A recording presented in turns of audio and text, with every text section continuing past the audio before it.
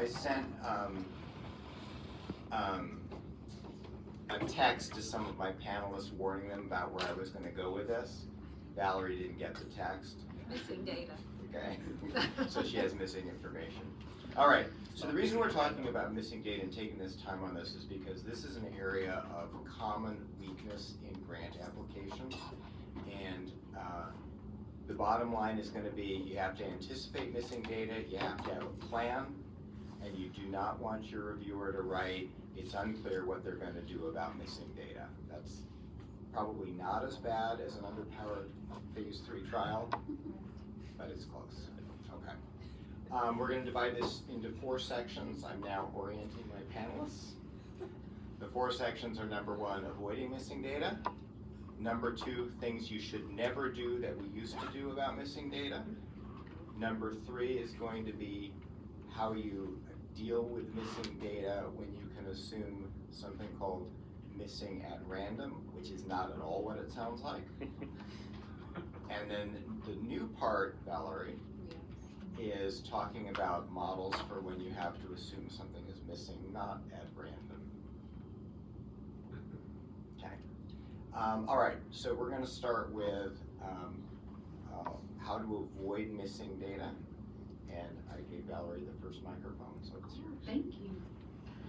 Avoiding missing data.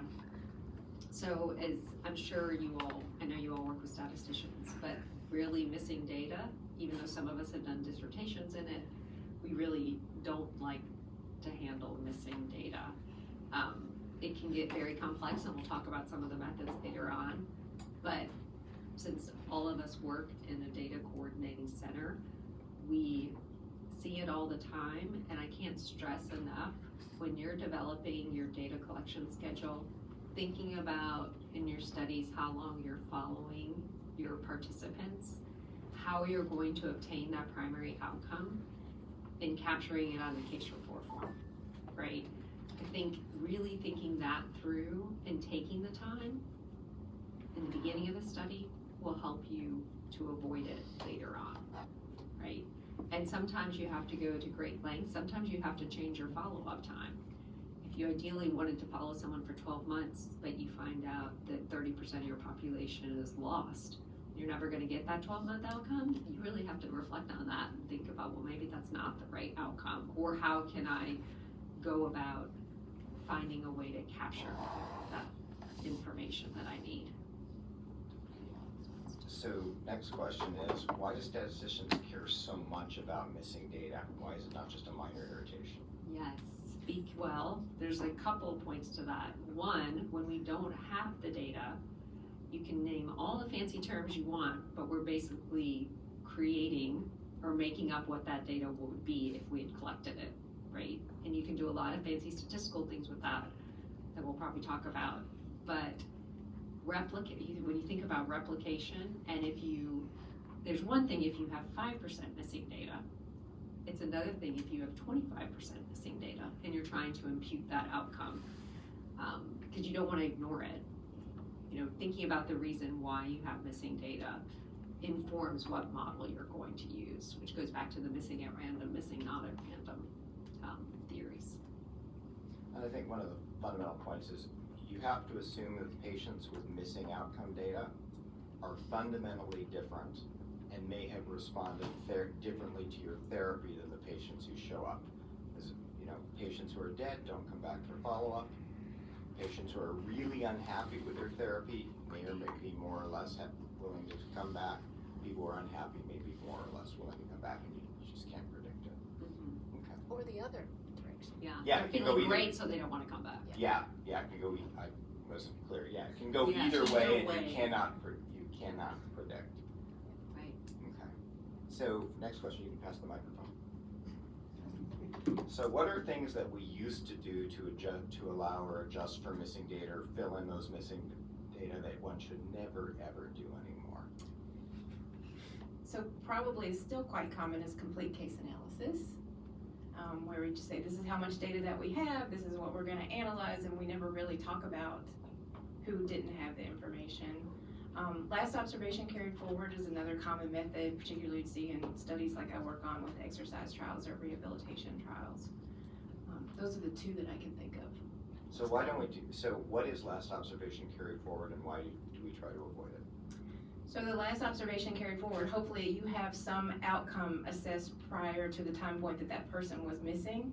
Let's say it was, you're measuring people at baseline 3 months and 6 months, you're missing their 6 month, but you have their 3 month, and you say, well, that's what we know they were at 3 months, so we just carry that forward.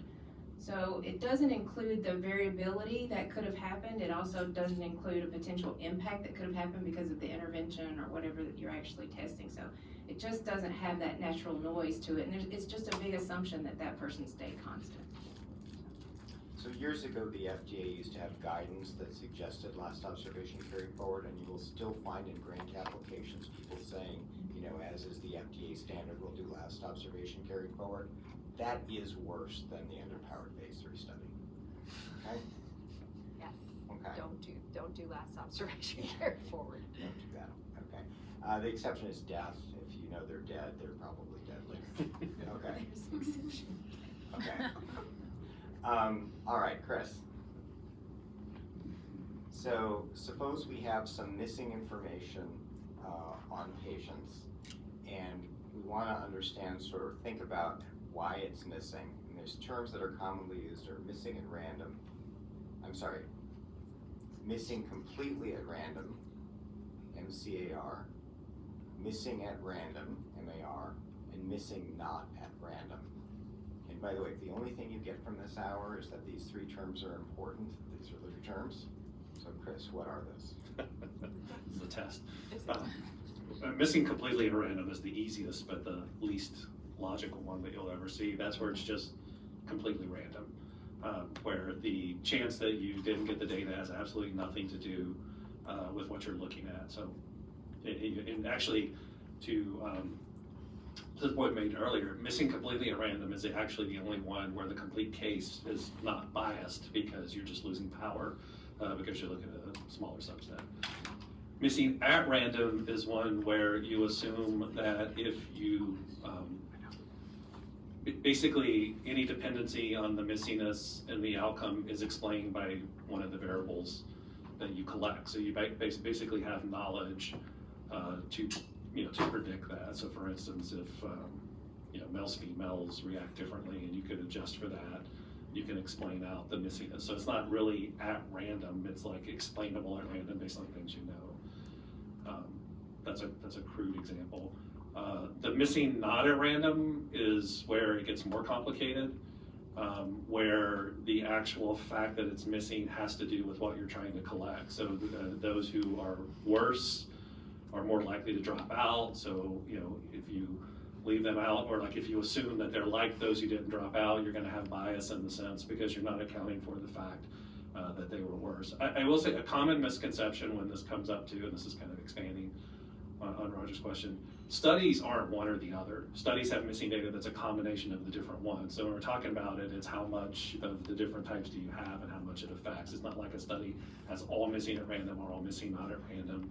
And often we don't know, but in terms of when we miss like data points or miss visits, trying to get some information on why it was missed can at least help give you some idea of whether it's potentially missing at random, not missing at random. So I'm going to editorialize here. There's a huge amount of information in what Chris just said, and I just want to back up just a teeny bit. So the missing completely at random never happens, and it's the only case in which analyzing only those patients with complete outcome data actually works and gives you an unbiased estimate. So you never want to write that you're going to do a complete case analysis because that suggests a level of naivete that even if you have, you don't want to communicate. The missing at random is also confusing because it doesn't mean missing at random. It means missing in something that's not random, but I can explain it. So Chris used the phrase, and I just want to draw attention to this, where he says it's important to, when you can, measure why they are missing. So if you can build into your data collection a question about why someone didn't come back, it's incredibly useful in changing data that would have seemed missing not at random, which is really hard to deal with, to this criteria of missing at random. It can make all the difference in the world. This is also why when patients don't want to give you some of their data, you want to get all of the other data, because that other data may help you in your modeling to explain why they weren't there, and this can be very helpful in the estimation. And explaining that you've thought this throughout in your grant application shows the reviewer that you understand these considerations and you're doing everything possible. Remember that the panel started by saying, actually think about how hard things are to collect to make sure you have as little missing data as possible. Now we're talking about mitigation strategies for the missing data that will nonetheless always be there. Okay, yes? Just to tease out the difference too between people who drop out versus intermittent missingness. So in a lot of the studies that I work on, you know, we do a baseline of 3, a 6, a 12, 18, 24. If someone's just randomly missing the 9-month, if I have the 6-month and the 12 and the 18, I'm really happy. So we still monitor that. But dropout is much more severe, and that you want to try to prevent as well. That of course leads to missing data, and there's the same assumptions apply. But intermittent missingness, if you can get time points around that, that's critical in your study design. I know it costs more, it's more participant burden, but getting some information is better than not having any. Just to add to that, so when you're thinking about your studies, we know that in some of these trials, we will have people who withdraw consent. We don't want to see a lot of it, but there might be. Those are going to be the people who you're not going to get any information on, but they're still going to be part of your analysis, especially if you're doing an ITT. Then going back to the intermittent, I see this, don't give up on your participants. So if they miss a visit, don't be like, oh, they're never coming back. So some of our trials, we have detailed, when can you declare someone lost to follow-up? How many attempts do you need to make? I think thinking through that process as well, especially in your specific content area, is really important, because like Charity mentioned, we don't want to just give up on them. We want to try to get them back to get some measurements. So, you started at the very beginning by saying that when you're given a data set that has missing data, you're forced to basically make up stuff. I don't know if that was your wording. Okay? So, and then we talked about we talked about last observation carried forward, which is a version of something called single value imputation. So imputation is our fancy word for making stuff up. Okay? What is single value imputation? What are other forms of single value imputation? Yes, so just remember the takeaway, don't do last observation carried forward. There's the multiple imputation or the single imputation. I personally would consider doing single imputation when I don't have a lot of missing data, and depending on what I'm measuring, right? So sometimes you just have a binary outcome, favorable, unfavorable outcome, or sometimes you actually have a continuous measurement or a time to event, right? You have to think about what it means to have missing data in whatever your study design is. But the other single imputation methods is maybe you take the overall mean or median for anyone who has a missing, and you impute that as the single outcome if you have a continuous measurement.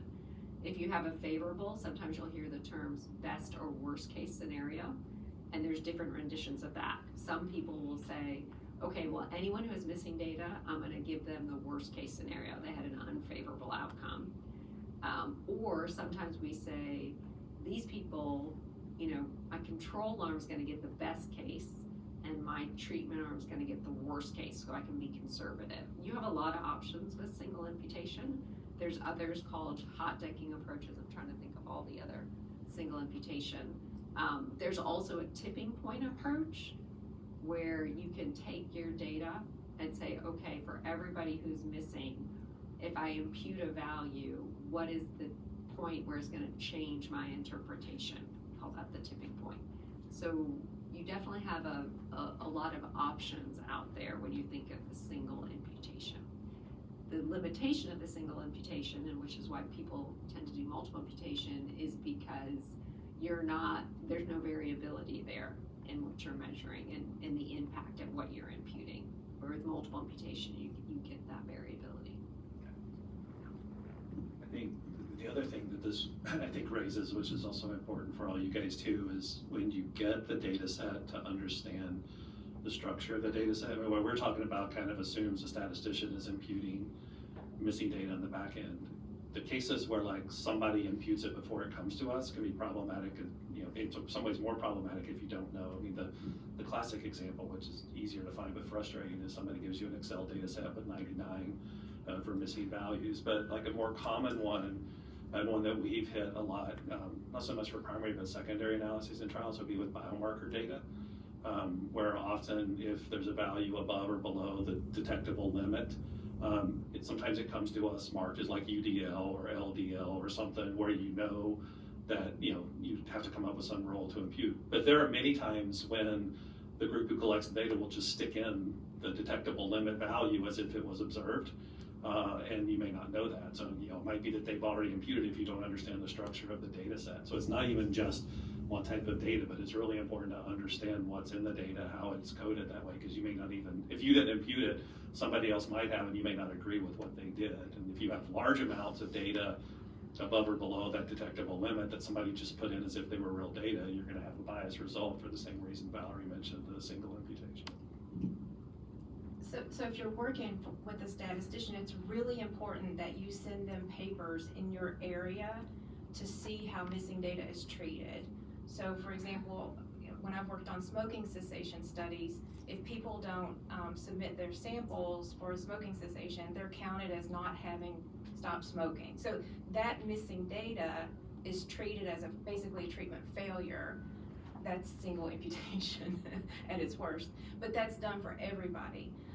If you work in Parkinson's disease, once somebody goes on to dopaminergic medication, the imputation that we use for their outcome after that is a little, that missing data. It's missing for a reason because they're now treated versus being untreated.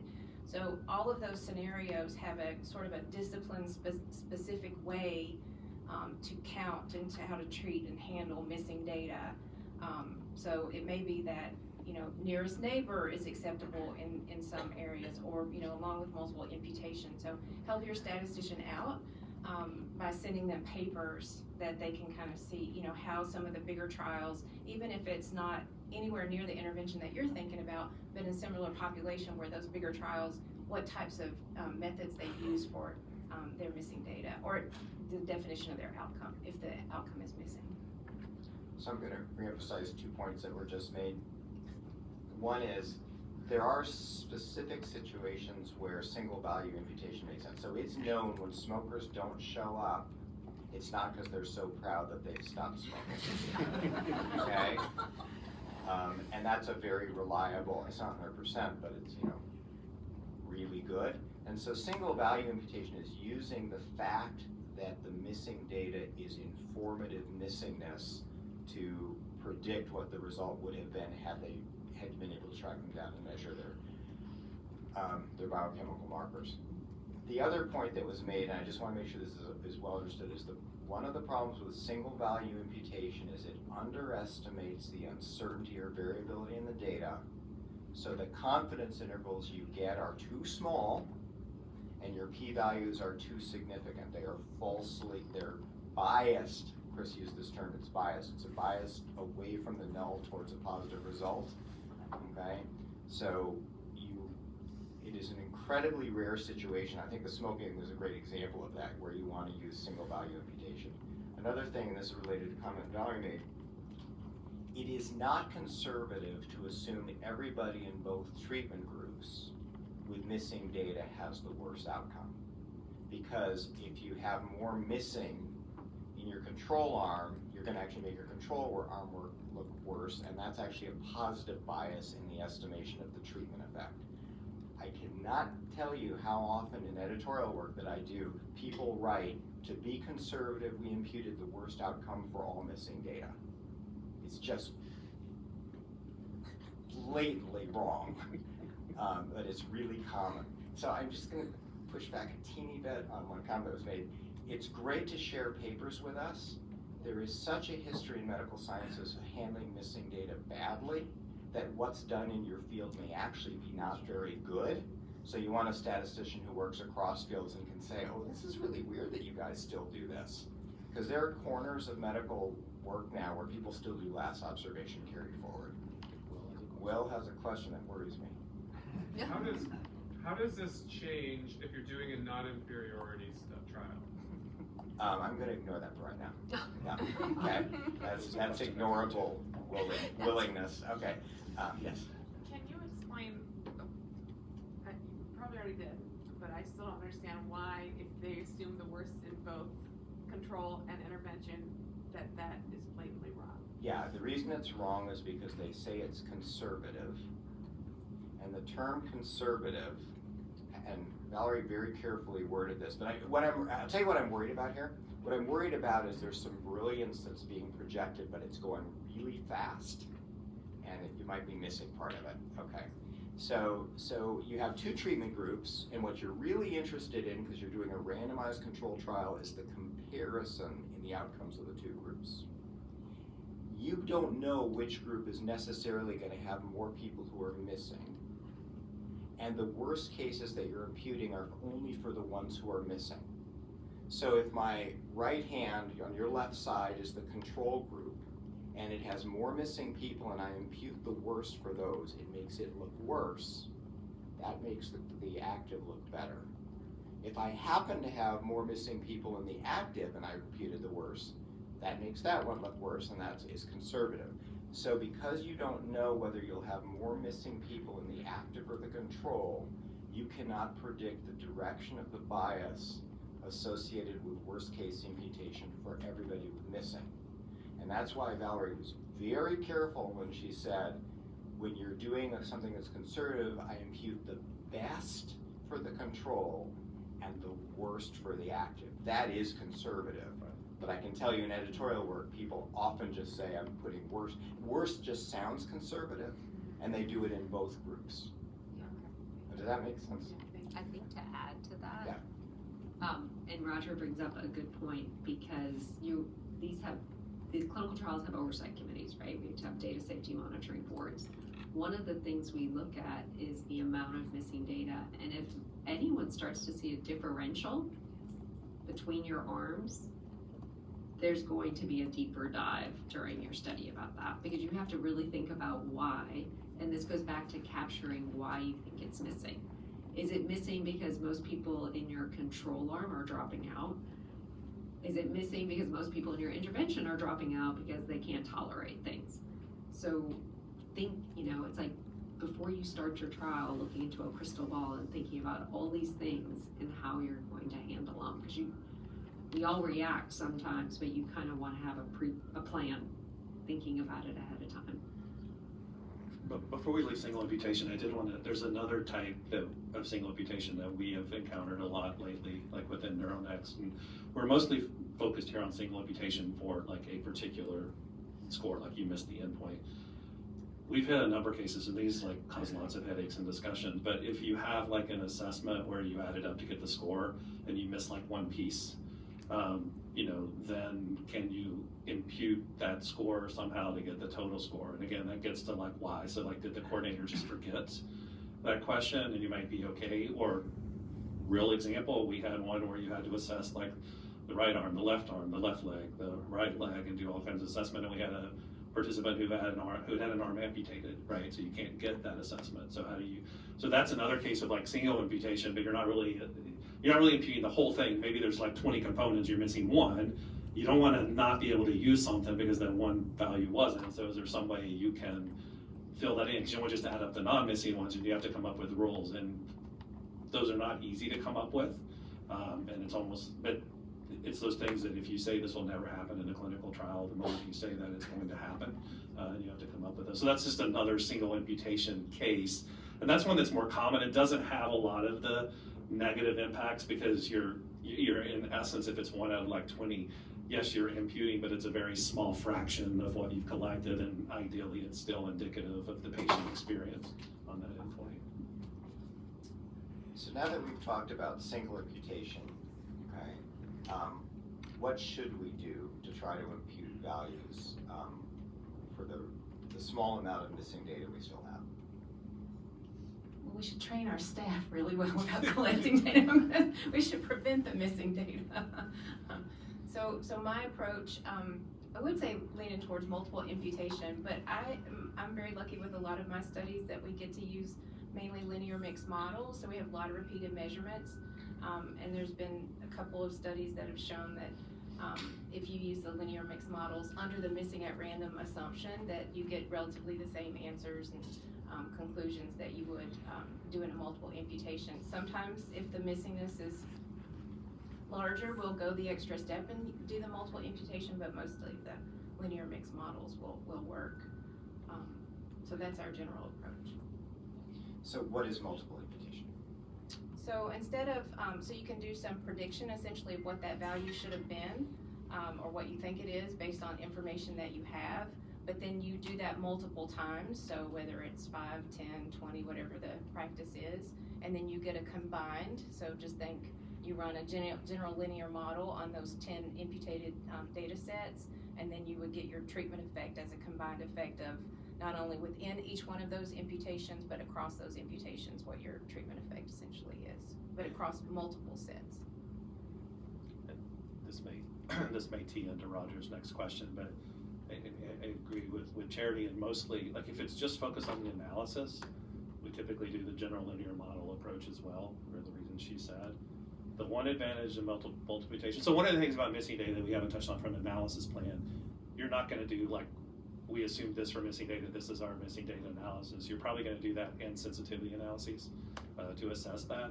And so part of the reason why we would do a multiple imputation model, because multiple imputation is valid under missing at random if you're imputing the values that explain the missingness, is it's pretty easy to, not easy, but you can then modify your multiple imputation model to fit a pattern mixture model, which gives you the ability to assess the sensitivity to the not missing at random component. And so it becomes an important, like if you see a drug effect in your main analysis with the linear model multiplication, but not in the not missing at random pattern mixture model that you did, then it's going to be less convincing, right? Whereas if you see the same thing, particularly if you see the same thing in 3 or 4 different sensitivity analyses for missing data, it makes you more confident that the missingness is not impacting your results, that you haven't seen like a false signal.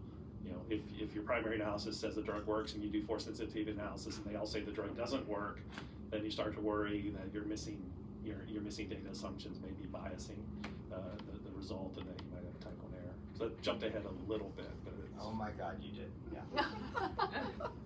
Okay. that's the only reason to use multiple imputation if you have longitudinal data. On your endpoint, unless you're imputing covariates, why would you use multiple imputation? For the covariates. Yeah, right, for the covariates, Okay, but not, yeah. okay, so rather than debating that, so I just want to try to, again, try to repeat a little bit. So the idea with multiple imputation is you're creating multiple complete data sets, but each one of the data sets for those patients or observations that have missing values are going to have different values for the things that we're missing. So what this does is it reproduces the variability that was lost in single imputation. That allows you then, whatever your analysis method is, where you combine the results across the multiple data sets. So each data set, you now have a set of 10 or 15 or 20 or 50 complete data sets. You analyze each of them the way you planned. You combine the results, but you look at the variability in the results between those data sets. You can create the correct confidence intervals, get the correct p-values. So what we commonly see in grant applications is things that say, if the amount of missingness is over some very small percent, we will use multiple imputation and we will create X number of data sets. 5 is too few, 50 is too many, okay? And then we will combine the results usually using Rubin's rules, okay? And present that as the analysis. And then Chris circled back to the terminology beginning in this, okay?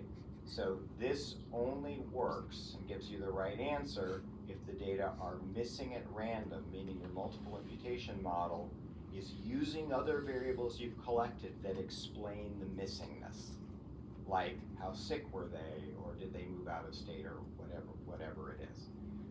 So then Chris jumped ahead to my next question. So Roger, can I? Yeah. say something? Yes. So really quick, I think this also depends on whether you're doing this from a Bayesian perspective or frequentist. Multiple imputation, we do it a lot more in Bayesian because we're simulating posterior distribution. It certainly is as restricted if you're simulating from the wrong model.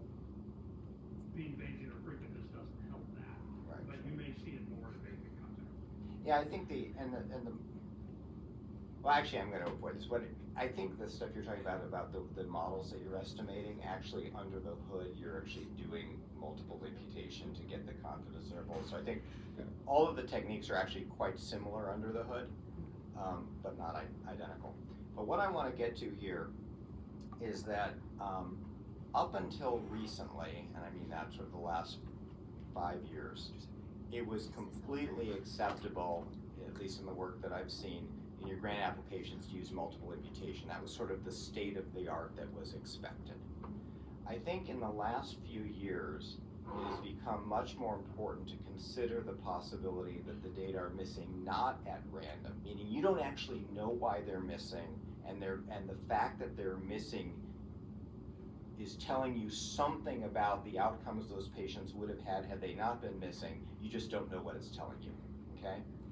And so Chris brought up a strategy for addressing this, which is to do the analysis 2 ways: multiple imputation, which works only if it's missing at random, meaning you have variables that explain why it's missing, and models that are actually okay if it's missing not at random, and then you compare the results, and your hope is that the results are consistent, which means the multiple imputation missing at random was okay. That's my restating of what Chris said. Okay. So my question for the group is, what kinds of models, and this is actually, I'm just trying to teach you name recognition. I don't expect you to understand what these models are doing, but I want you to know why they come up in text. Okay. So what kind of models can we use when we have to account for the fact that the data are missing not at random?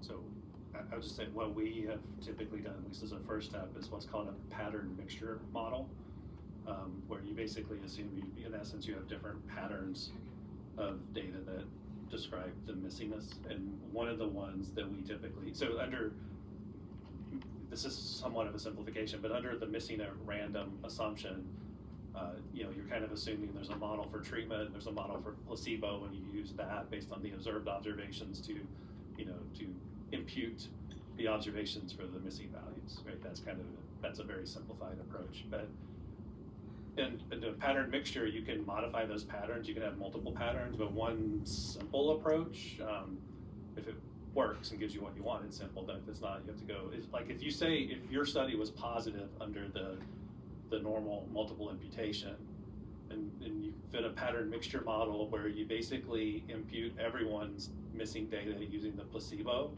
data, the observed placebo, that's one very, I'm not going to say worst case, but it's an extreme situation where instead of assuming, like if you think your drug works, people who don't have values, you're assuming it doesn't work, like your dropouts. It's a very strong assumption. You assume the effective drug goes away as soon as they drop out. But it's helpful in that if you see a significant treatment effect in your overall model, and in that model you also see a significant treatment effect, it makes you more convinced that you probably have something that's meaningful. If you don't see the treatment effect in that, it's kind of extreme, so it doesn't necessarily mean you don't, but it does mean that you're probably, your findings are dependent somewhat on the data, and you might have to make other types of pattern mixture assumptions, like, instead of all the placebo effect, maybe you lose half of the treatment effect or something like that, and there's different ways, and this gets to the tipping point, but I'll let maybe Valerie and Charity talk some about it. But that's just one, that's like a first line approach, and if it meets the same, you feel pretty confident. If it doesn't, then you're in a whole second stage. I think putting all the technical terms aside, I think one of the biggest messages that hopefully you guys we're getting across is going back to, we know that for clinical trials, at the end of the day, what we want to share with the community is the point estimate of the treatment effect with a confidence interval around that. So if the three of us said, okay, we're gonna do multiple imputation, we have the same data set, if we don't talk about how we're doing our multiple imputation and kind of pre-specify it, we will get 3 different point estimates. So when you start to think about the impact of missing data, and even if you have to do the pattern mixture model or something for not missing at random, you really have to think about how you're reporting it in your paper at the end of the day. So when you're reading these articles and trying to gather what's happening in your field, I think it's really important. There's only going to be a single line in that paper probably about, oh, when we did multiple imputation. But in their statistical analysis plan, they really should be laying out what that means and looking at how much missingness there was, because that's going to help you interpret whatever point estimate those authors are giving you in the presence of missing data, because it could vary, which is why we do so many sensitivity analyses. Jerry, anything to add? Other than preventing the missing data, I was sharing with a couple of folks that, we look at these when we're serving as grant reviewers, and we see a paragraph on recruitment and retention. And we talk about, where we're gonna recruit from and who we're partnering with, and it's almost like the retention part gets forgotten about in that paragraph. So really think about how you're gonna retain participants in your study, and particularly in the area that I work, almost all of my studies are unblinded. And you wanna train your team that everyone gets followed in the same rigorous way, regardless of the arm that they're in. Because I've been in situations where the missingness was more in one of our arms, and we're human. People become less enthused possibly about following participants who are in a usual care arm. We would like to think that doesn't happen, but it's possible. So really think about how you're going to retain people. Missing data is specific to the population that you're studying. I've been bragging to everyone who will listen. Our Parkinson's, our follow-up rate at 12 months is 96%. But that's because of the people that we're studying, and we have great sites. We have great coordinators. But then I've been on studies in young kids. We had 30% attrition at 6 months. So figure out how you can not have to make us sweat about your data and explain away. It also can harm the credibility of your study if you go to submit to a higher impact journal and you have 25-30% missingness. You're going to get an email back pretty fast. So try to prevent it. That's the whole goal, because regardless of the statistical technique that we use, it's always a question mark in the back of our minds, like, what's possible. With respect to the non-ignorable missingness, so I have mainly proposed and used the pattern mixture models, but we always have to think about what's the probability of that thing happening, the likelihood. So we tend to run different possibilities, different thresholds of in terms of putting in worst case scenario or best case scenario differentially by arm, but what's the likelihood that those things would have happened? So even getting back to imputation, like a worst case scenario, don't impute a value that's not actually observed in your data, because it may be outside of, I think about some of the scales that I work on, like depression scales.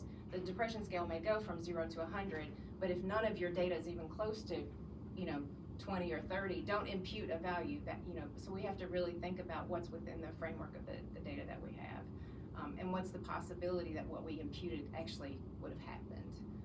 I worked on a study where we had 40% missingness on the survey data at 6 months, and we did different types of imputation assuming non-ignorable missingness, and it really could swing the results. When you have 40% of people that didn't answer a survey, it can bring, swing your results in all different directions, but the likelihood of those assumptions actually being, what we were assuming about the missingness being true was very slim, so you have to weight it by the probability that it possibly could have occurred. I think one very simplified concept, but important, I think, for you guys to maybe take out. When you have not missing at random, so the other part that makes missing at random attractive under those assumptions and make it valid is it's ignorable. determining normal, which means you can ignore the likelihood of the missing data, right? Because if you think of your full data set, it's what you observe and what's missed that you would like to observe. You could ignore what led to the missing data, and you can get valid analyses under MAR. But are missing not at random, that is not ignorable. And the only way to get a valid analysis is to correctly model the missing data, which is physically impossible because you have no data to model. So the only way you can do that is making very simplified assumptions on what that is. And when we mention like the sensitivity analysis, I might make one set of assumptions, Charity might make one, and Valerie might make one. And probably, truth be told, none of us are right, because there's like an infinite number of models you could fit. But if we all get similar results on that, it makes us feel better. But it's not like there's well, there is a single not missing at random model. We just never know what it is. And so that's one of the complications, that you're basically trying to model something that you have no ability to model, and so you have to make very simplified assumptions. That's the nuts and bolts of what makes this very complicated, and why, as statisticians, we're making educated guesses, but I think nobody can truly say what the underlying model is, or models. Right, thank you. I know that we are over time. I'm ignoring Will's question because I think you were going in a different direction, so I apologize, and there's a question too behind you. That's a good question about the impact of the burden of missing data when you're dealing with high resolution data. So if I've got, blood pressure data that I'm recording at 100 hertz, right? So you've got millions of data points over 24 hours or 72 hours. Do you think, and you're going to have some anticipated missingness in the context of clinical care, do you think about the burden of that differently than you think about the burden, right, if you're doing like a survey that has 10 items or something on it and one of those items is missing? Well, probably not. Probably not, but again, this depends on understanding. Is it just like it's just missing because it's times it doesn't work, or just it's random blips, or is it not missing because something's going on with the patient and it causes it not to measure, right? So the answer to that kind of depends on why it's missing and what you would know about that process. In most cases, it's probably not, but I don't know that you could say 100% of the time it's not. It might be that it's not working in the times when somebody's blood pressure is going crazy, and for some reason you don't get that information, and if you ignore that, that's going to be problematic. I think that's probably a low probability event, but it's not impossible. So in many critical care settings, you stop getting the blood pressure measurement when the pressure's really low and they take them off the monitor, they start CPR. It's actually very informative missingness. So Chris's point is really important. The number of measurements doesn't answer your question. It's understanding why this is happening that's so important. So in an attempt to recap, make sure you have a plan for retention and and a standardized approach to avoiding missing data. This involves selection of the endpoint, your measurement approaches, your definitions of missing, whether you can fill in a missing component on a 20-item scale, and retention, and when possible, present data that shows you're actually successful in retaining your population of interest and getting them to actually complete the surveys or the instruments or whatever it is. So that's the minimization piece. Make sure you don't use historically popular but incredibly naive approaches like single value imputation, mean value imputation, unless there is a very good rationale unique or specific to your situation that makes that reasonable. And if you think there is, you're probably still wrong, but maybe some of you might be right, I don't know. Okay? A standard approach is to use multiple imputation. If you do so, you need to mention that you understand what that assumes regarding the ability to understand why your data are missing, which means you need to actually mention that you'll collect variables that will help explain that missingness. And that if missing not at random is still a realistic possibility, being able to put in additional analyses that use techniques that allow for that. And you notice everybody has talked about pattern mixture models. Being able to say that you'll do that, and having someone who knows enough about it so they can describe what that is and why it works is important. And the point was made specifically about saying you'll compare the results of the pattern mixture model with multiple imputation to either lend credibility or unfortunately raise doubts about the validity of your result. The piece we really didn't talk about much was sensitivity analyses, where that you then actually put in assumptions regarding how different the outcomes of patients with missing data would be from the patients with complete data, to see at what point the qualitative result of your study, the yes/no answer, would flip. Valerie mentioned it as tipping point analyses. It came up a couple of other times as sort of robustness checks. That's a separate thing. That's seeing how sort of bulletproof is my result versus trying to create the estimate that you report. The models up to that point are trying to create the estimate. Tipping point analyses and the related techniques are trying to figure out how sure am I that the qualitative result would stand up to different assumptions regarding what happened with those patients for whom I don't actually have the outcome. Okay? I think we need to stop for lunch. There was one question. Oh, there was one question? I'm wrong? Go ahead. So, great session. I'm struggling with this from the fact that surgeons were so ignorant to this. And this is like, makes me question every study I've ever published. And Then you got the point. yeah. First stage in healing is acknowledging the problem. So, in a study which I'll call ignorance, as far as missing data, and as far as a patient comes in who's a farmer who hasn't seen a doctor for 40 years, it says, I don't have diabetes, but he's never been tested.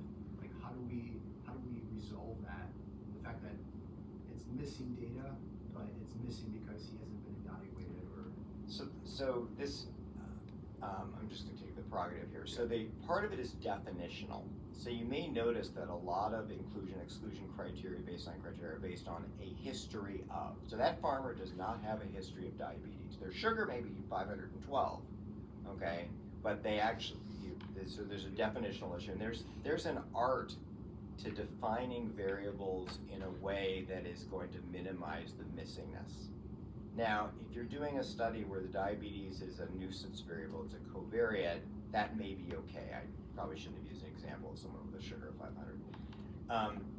If you're doing an endocrine study where you actually really need to know that that patient, does not have diabetes, then your inclusion criteria you're running is probably going to test for that, because there's a lot of undiagnosed diabetes, running around. That's where screening test run-in periods come in. But I think one of the key take-home points here is that there isn't a one-size-fits-all to how you deal with this. It really depends on the clinical context, what's going on with patients, why data are likely to be missing, what that tells you about the outcomes they would have had, and that a thoughtful approach that's incorporated into your analysis plan will fare much better in peer review than a standard piece of boiler text that everybody's used for that section for the last 12 grants you've submitted that doesn't seem fit for purpose or specific to your trial or population. Okay. All right. Now I really am going to force us to have lunch. Great. Thank you, everyone, and thank you to their speakers.